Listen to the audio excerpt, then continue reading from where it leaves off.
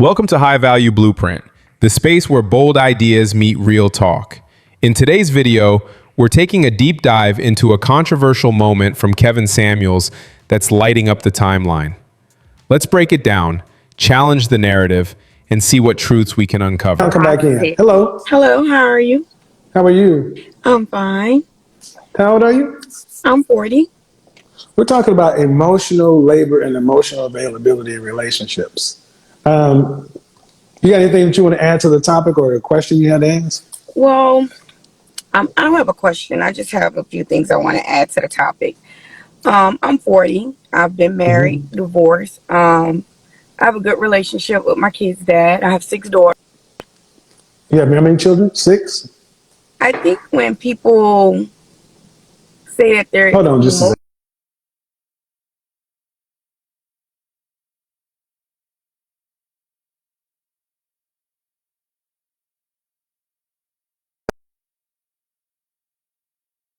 emotional, How many daughters do you have?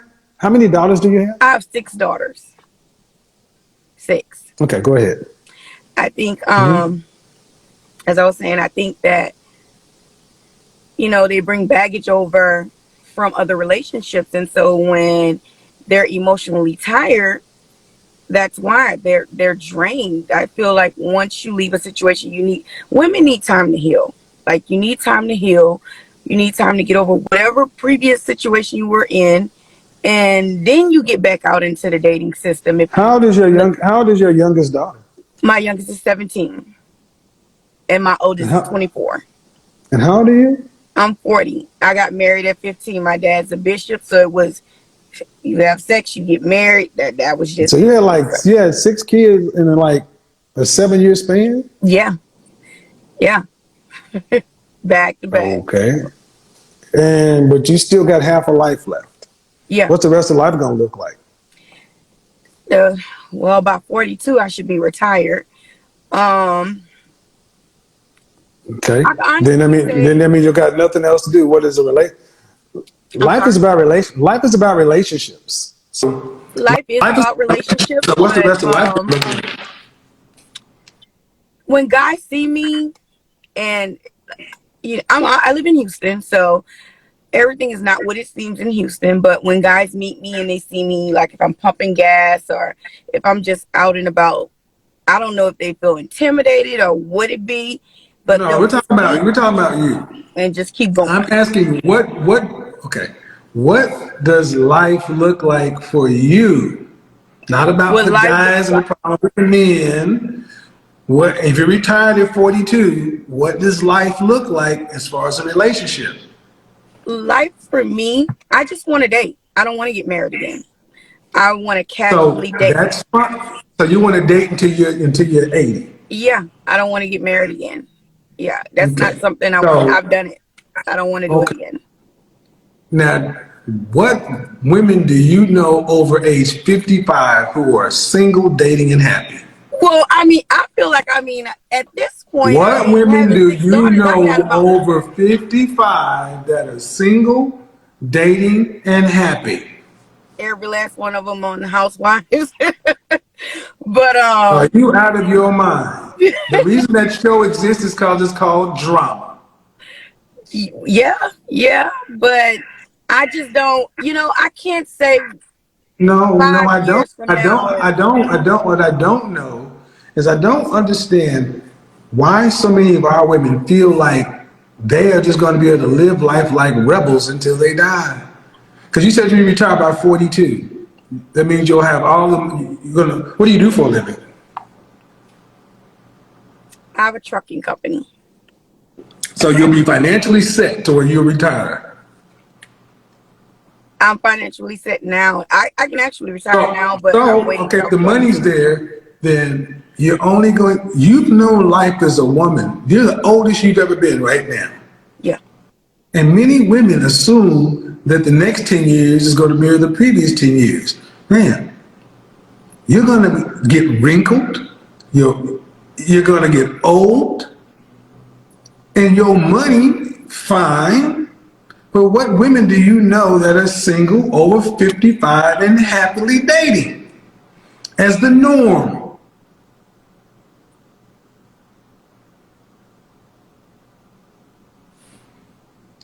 That's not how life is set up now, is it? It's not how life is set up, but in reality, the reality here, dating at 55, to be honest, nobody really takes a union, a marriage seriously. So, I mean, Who filed for divorce? for me personally, who filed for divorce in your marriage? I'm sorry? Who filed for divorce in your marriage? I did. Why? I divorced him and I started dating women. So you want to tell me a woman who has a bishop for a father, who was married young, who filed for divorce and became a lesbian, how nobody takes marriage seriously? What was the last part? You want to tell me how nobody takes marriage seriously when you left your man for a woman? Well, I filed for divorce because he was cheating, and then I started dating women. Okay, right. Yeah. See, ma'am, you're a rebel. Okay. You come with the rebel tattoos and the rebel fingernails, and just because you got money, what I don't see is happiness. I don't hear any of you ladies talk. No, you exist. Happy? Ma'am, you know just like I know, being over 55 dating sounds like it's going to be horrible. But what you can't do is do a relationship that lasts. That's what you can't do. So you got no other choice other than to try to make shit sound good. You know what? It's not the point that I can't make a relationship last. It's just make a relationship work. Or make a relationship work. I mean, being married and then for so long and then going through that and then, going over and dating women and then the few guys I have dated after that. It's and just, who left you when you were the woman? When you were the woman, why did you stop dating her? When you left, who left you? Did you leave the woman or did the woman leave you? We didn't leave each other. We haven't left each other. Y'all are still together? Yeah. And the funny thing is, and this is real talk, I know more women who date women who now understand why men are having such a problem today. I know plenty of women who are like, I hook up with women, but I would never be involved with one. The problem today in relationships is women. You can do whatever you want to, and you move according to your feelings. But that only works while youth happens. That's why it's fast forwarded all the way to damn near 60 years old, when you can't still be somebody's mama at 40 whatever, and you know them wrinkles and everything. It's like, well, damn, I didn't want to think about it.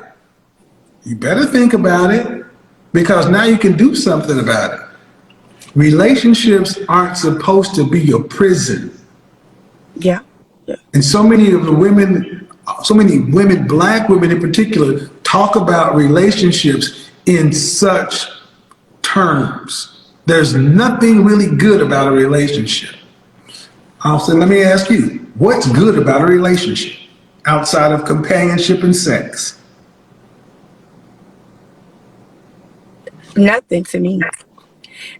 I mean, honestly, I get it. You know what? To be honest, I'm actually going to agree with you on that, because even whether if I was with a man or a woman, how I view relationships, I mean, I would only need somebody for sex, and I really don't need them for that. Like, that's just where I've gotten at this, at this point in my life. Like, anything else I can do, I can provide, I can handle everything else I need to, But do you think that you as a human female, have we evolved to the point where we don't need each other, or you just got no. But what I'm saying is, you're being honest. In relationships, after your survival needs are met, people are disposable. That's more about the person, not the state of relationships. I need you to really think about, do you want to be a disposable person? Do people just throw you away? I mean, you're from Houston, right? Texas. I'm from New Orleans, but I live in Houston. New Orleans, even better, where people live in ancestral homes. First time I went to New Orleans, I saw people who lived in houses for 8 generations. Yeah. And they wouldn't think it, because that meant something. But the way you're talking is we should just get rid of every generation and just scrap it. You got 6 daughters. How are they going to have a community if people are disposable? You know, my kids kind of view me different. They always say, "Mom, you can be old with cats. You really need to just get with somebody and just stay there." Because I keep my relationship with my With your lady friend. separate from them, but they still know you. You got 6 daughters. Are any of them married? one, Which one in the 6? the 24-year-old. The oldest? Yes. Did the other 5 have children? No, the oldest. Okay. Did you teach your 6 daughters how to be a wife? Yeah. And a mother. Yeah. Yeah. I So taught them what my mom taught me, but just certain circumstances that and things that I went through kind of made me sour towards relationships. that The one way I person, view people, was it with one person though? my daughters to Hold on. Hold on. The thing that you went through, that was with one person? yeah. One person salvaged you on a planet of billions. Yeah. It took one man. Yeah. Well, no. Do you make room for the fact that women today are not made of the stuff women of the old were made of? Y'all give up too easy. Y'all don't want any pain. You want pleasure and luxury. I mean, I don't know how verbal I can be, but I think Well, here's the thing. Let's pain. just assume that it was the most horrible relationship ever. Man, it was still one person. Yeah. You wouldn't got a woman, so it wasn't that bad. You have not been celibate since, so you can get your needs scratched. Yeah. And see, this goes to my point. Modern women today can only handle one disappointment. And after that, they're done. Yeah. Yeah.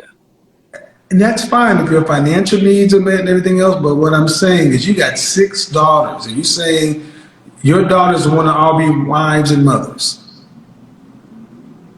Okay. I'm going to believe you. But do you think that they're all going to get married?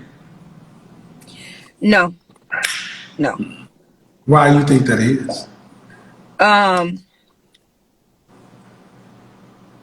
One of my daughters, I don't think she's gonna get married, but I mean, I don't know the future. She just, Of course. But you said the youngest is 17, right? yeah. She's 17. She's not. Are they in relationships with people? I'm sorry. Are they in relationships?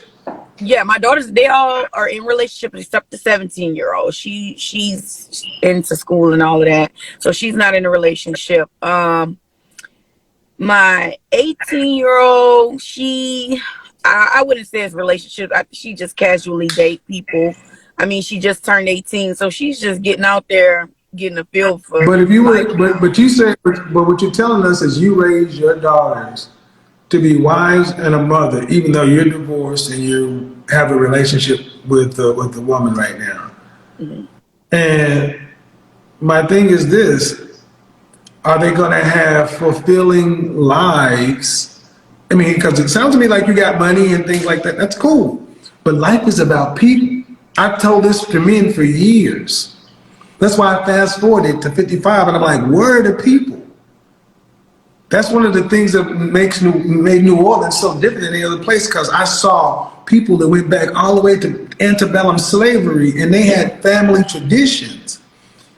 We're the generation that threw all that away.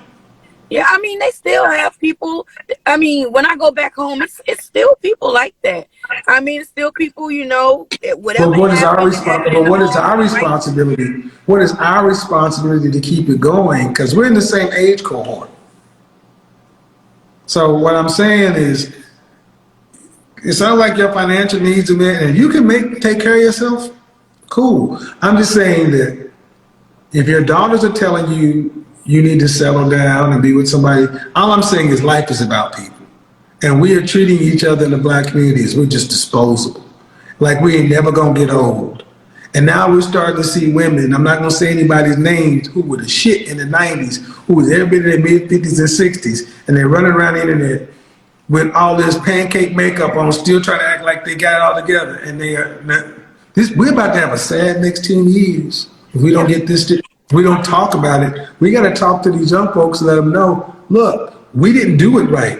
Right, wrong, or indifferent. We got the wrong information, wrong time, but we should, if we could do it all over again, we should have stayed together and should have worked it out.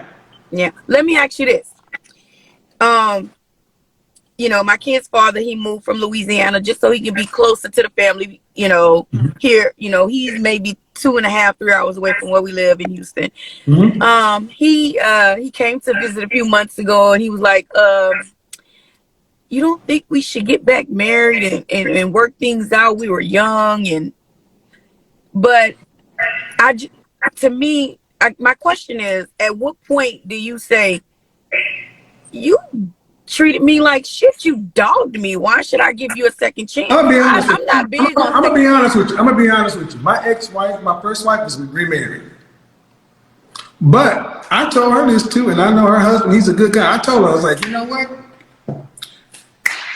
If things hadn't worked out, I was gonna give her probably another 3, 4, 5 years and say, we just need to go ahead and ride the rest of this time out. Yeah.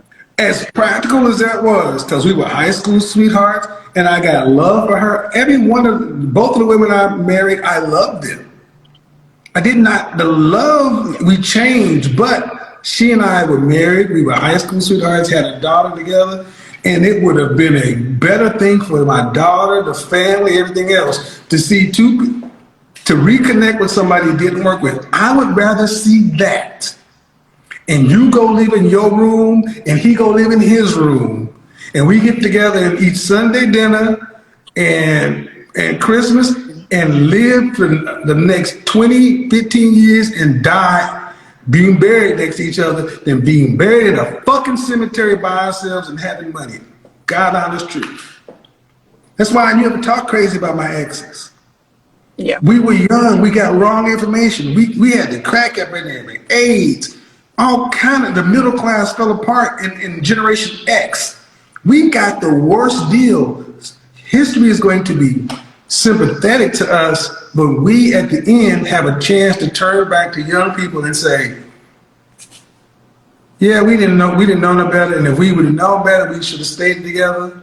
So yeah, I knew what you was gonna ask me as soon as you said your ex. I was like, I bet you gonna say we should get back together, because I see that happening more. Yeah. What do you think this whole thing of hey big head? Fuck Yeah. yeah, why not? I would rather get with somebody I loved in the past than to try something new. At least you already know how their body's set up. It ain't like you're gonna be doing what you used to do. You can tolerate him at least. He like your dressing. You know how he like his gumbo. Come on, man. Relationships are choices every goddamn day. And I bet you one thing, you would appreciate each other more when you be like, look at this old snaggle-tooth, gray-haired dude. But I remember him when he was this, and I remember you when you was that. All right, whatever. I can't stand it. When you start getting on each other's nerves, you just go into your room. You go in your room, turn on your movies, let him go do what he do. And then when y'all feel like being around each other, hey girl, how you doing? I'm gonna run up to the store. All right, okay, all right. You know I'm just waiting for you to die, right? I know you to die too. I'm here with you. Yeah. You ain't got no. That is true. That is true. I said it, and I told my ex-wife that even jokingly that just because we fucked up doesn't mean we're fucked up. We can choose different. Yeah. So I think this has been a good call, honestly. I think it's been a good call, and if your ex is closer, that's family. We got the family we were born into. We can't choose. It's the people we choose in life that becomes the most important family. And all that matters is what you there's an agreement and an understanding between one man and one woman that nobody else in the world understands. And when we care too much about what other motherfuckers think, we need to care about what that person in the other room think. Fuck the rest of the world. Yeah. Because the rest of the world is why so many of us are broken up. So many of us today are broken up because of what people who don't have any. I could go to church right now preaching on how outside agitators are broken up so many black families. Fuck that. So thank you for asking me the question, and you might want to consider it because it sounds to me like you come from a. I mean, I know them girls from New Orleans. They're a different breed down there. And you know, unless you've been down there and seen what family really look like and history and things like that, Yeah, I didn't know, but I understand. And New Orleans moves different. And one of my best friends from childhood, his wife was from New Orleans. They'll never get a divorce because them folks in Louisiana is different. yeah. I love different. You might want to think about it. You might really want to think about that. Thank you. I appreciate that. I appreciate All right. the conversation. All right. You have a good night. You too. Bye-bye. You damn right I mentioned it. I told Man, this one right here was painful to watch. She's 40 years old, but emotionally, she's stuck at 15. I'm sitting here listening like, how do you reach this age, go through life, and still talk like a teenage girl who just discovered attention? It's crazy. You can feel how masculine, defensive, and combative her energy is from the very first sentence. Kevin didn't even have to say a word. She came in with her guard up, ready to argue instead of learn. Let's keep it real. What masculine man in his right mind is going to deal with that kind of energy? None. Zero. A real man doesn't want to come home to a woman who competes with him every time he opens his mouth. She doesn't even realize that her entire vibe screams, I don't need a man, I just need validation. And the wild part? She's basically saying she wants to be a bust down, no strings attached, no accountability. So at 40 years old, after everything life's probably already shown her, she's still trying to play this game like she's got time to waste. She's living in a fantasy world where she can act like a man, talk like a man, and still somehow attract one. That's not how it works. What's even more sad is the emotional immaturity behind it all. It's like she's convinced herself that being aggressive equals being strong. But no, that's not strength. That's trauma and ego in a costume pretending to be confidence. Kevin saw right through it. He tried to help her see how her energy was pushing away every good thing she claimed to want. But you can't teach someone who's already convinced that the problem is everyone else. The truth is, a lot of modern women end up in this exact space, hardened, loud, and proud of being independent, but deep down, tired of being alone. And they'll never admit it, because admitting it would mean accepting that maybe, just maybe, they contributed to their own outcome. She's not 40 because of bad luck. She's 40 and single because she refused to grow up emotionally, still living in a world that doesn't exist, where she can act masculine, call herself the prize, and somehow still expect a king to come kneel at her feet. It's sad, man. You can't save someone who's fighting reality itself. Kevin didn't hang up on her. He just stopped wasting his time. And honestly, I can't even blame him.